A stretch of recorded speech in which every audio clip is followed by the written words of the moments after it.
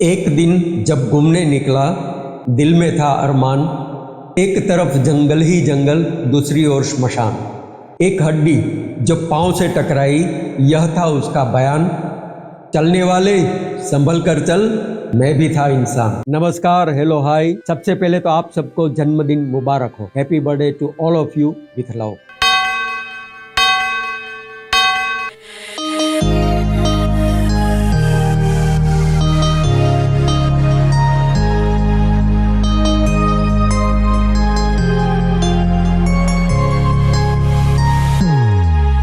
हो सकता है कैलेंडर के मुताबिक आपका जन्मदिन ना हो, मगर परम कृपाणु परम शक्ति परमात्मा चाहते हैं कि आपका नया जन्मदिन आज से ही शुरू हो, और इसके लिए उन्होंने मेरे साथ एक भेंट आप सबको देने के लिए भेजा है, और वो भेंट है करोड़ से करोड़पति तक की यात्रा।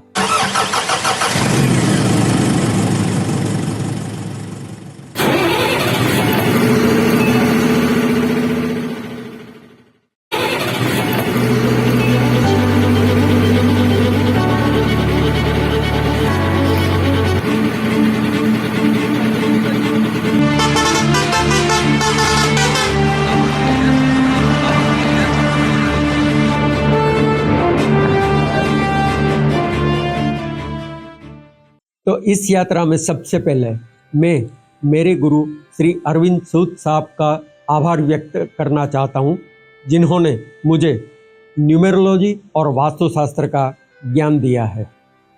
दोस्तों, कोई भी यात्रा है तो उसमें 3 चीज़ की ज़रूरत होती है। पहली, एक तो लक्ष्य, दूसरा व्हीकल, और तीसरी इच्छा शक्ति। लक्ष्य मीन्स क्या?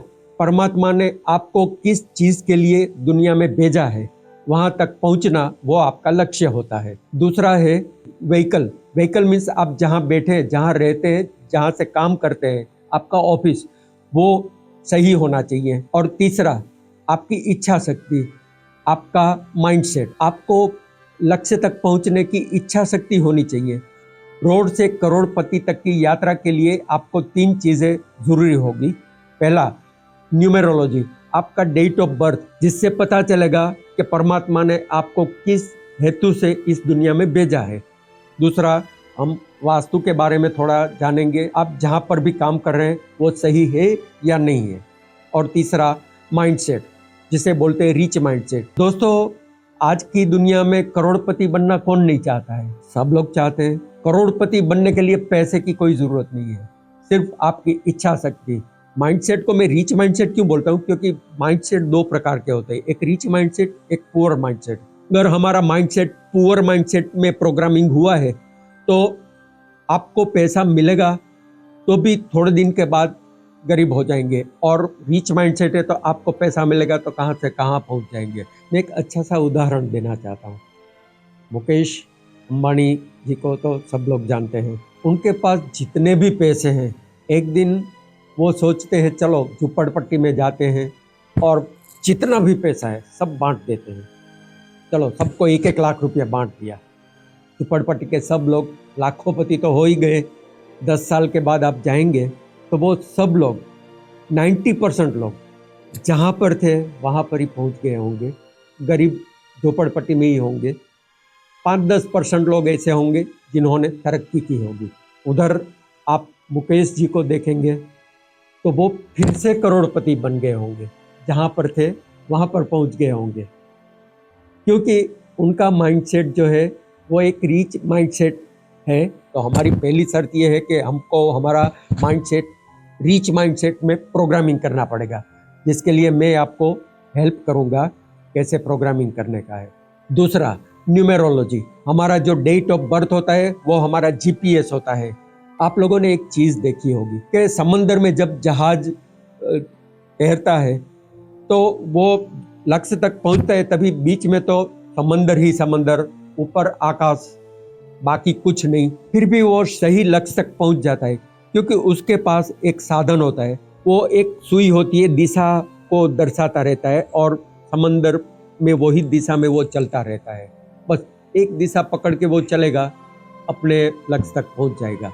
दोस्तों, न्यूमेरोलॉजी के बारे में मैं एक एग्जाम्पल देना चाहता हूँ अमिताभ बच्चन साहब का। वो जब फिल्म इंडस्ट्री में शुरू में आए तो जीरो से हीरो बन गए, क्योंकि न्यूमेरोलॉजिकल चार्ट में वो हीरो बनने के लिए ही पैदा हुए हैं। मगर जब वो राजकारण में गए नहीं चले, बिजनेस में गए फ्लॉप हो गए। मगर जैसे ही वो फिल्म इंडस्ट्री में वापसी की तो फिर से मिलेनियम सुपरस्टार बन गए। तो ये न्यूमेरोलॉजी का कमाल है। ऐसा ही कमाल सचिन तेंदुलकर में दिखाई देता है। वो गॉड ऑफ क्रिकेटर गिनाए जाते हैं। अगर वो इंजीनियर या डॉक्टर बनते तो इतना कमाल नहीं कर सकते थे जितना क्रिकेट में किया है।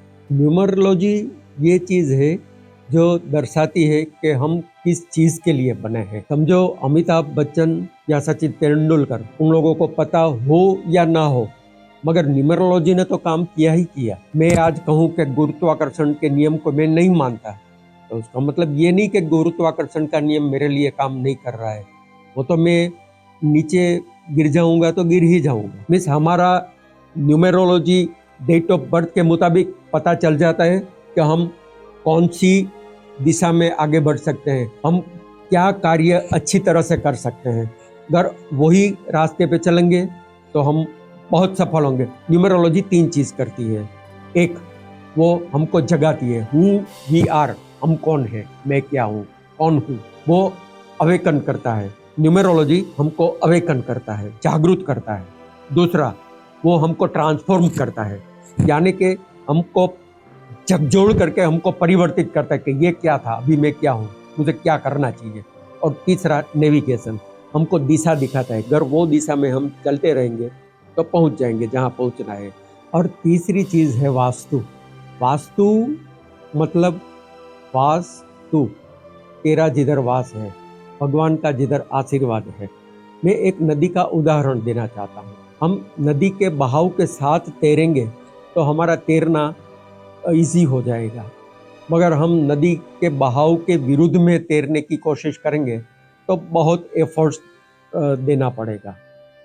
तो वास्तु में भी ऐसा है, जो हमारी काम करने की जगह या हमारी रहने की जगह है, वहाँ भगवान ने जो 5 तत्व और 8 दिशा बनाया हुआ है, उसका जो ट्यूनिंग है वो ठीक है तो हम अच्छी तरीके से काम कर सकते हैं, नहीं तो हमको बहुत तकलीफ पड़ती है।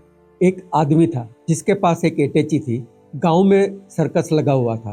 वो आदमी सर्कस के मैनेजर के पास गया और बोला कि ये अटैची के अंदर मेरे पास एक ऐसी चीज़ है जो दुनिया का वंडर ऑफ द वर्ल्ड जैसी चीज़ है। मैनेजर ने बोला, दिखाओ, हमको तो ऐसी ही चीज़ चाहिए।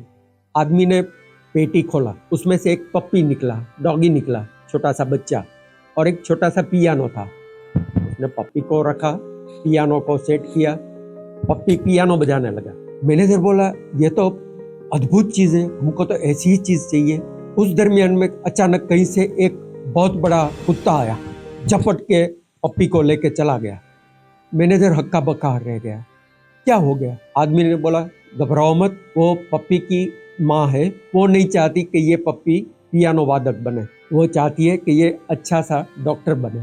दोस्तों, हमारी भी यही कहानी है, मगर हमारे अंदर क्या है? कलाकार हैं, क्रिकेटर हैं, डॉक्टर हैं, इंजीनियर, जो है वही बनेंगे तो ही हम सफल होंगे, वही हमारी दिशा है। तो टूंक समय में ही शुरू हो रही है हमारी यात्रा रोड से करोड़ की, ज़रूर देखिएगा।